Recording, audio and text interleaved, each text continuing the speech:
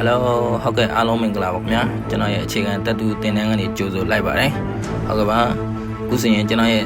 တင်တန်းမှာတင်တန်းသားတွေပြည့်နေပါတယ်ဟုတ်ကဲ့ထပ်လာလို့မရတော့ဘူးเนาะအခုဆိုတင်တန်းလာအပ်တဲ့လူတွေအများကြီးရှိပါသေးတယ်အဲဒါကြောင့်ဒီ15ရက်နေ့မှလာလို့ရမှာပေါ့เนาะအခုတင်တန်းအပ်တာတဲ့လူတွေလေအခုကျွန်တော်စီမှာ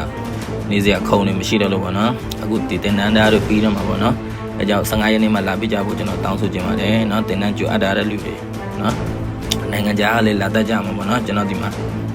ဟုတ်ကဲ့ပါအခုဆိုအရန်ကိုစူးစမ်းချပြနေတဲ့တင်တန်းသားတယောက်ရှိပါတယ်လုံးဝကိုအမှန်ကန်ချပြနေတယ်ပေါ့နော်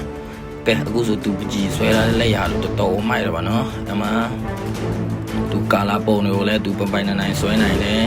လုံးဝခဲပကြီးတွေကိုဆိုလဲလုံးဝသူတတရသူဆွဲပြနိုင်တယ်ပေါ့နော်တော်တော်မိုက်ပါတယ်နော်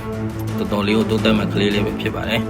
နော်ကျွန်တော်နီလန်းတွေလွယ်ရှင်းရှင်းပဲချပြပေးလိုက်တာသူဟာသူဆွဲသွားတာနော်တော်တော်လေးကိုရောက်ကြွပါတယ်နော်ဒီတင်တန်းသားကပုတ်လူမျိုးပဲဖြစ်ပါတယ်နော်ပုတ်လူမျိုး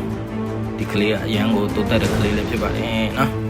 အရင်ရောက်တဲ့ခါကျရင်လူမှာတလားကို၄ပုံဆွဲနိုင်သွားတဲ့ခါကျရင်တော်တော်လေးကိုတိုးတက်ပြောင်းလဲသွားမှာဖြစ်ပါတယ်ဟုတ်ကဲ့ပါကဲကျွန်တော်ရဲ့နန်းတော်တတူ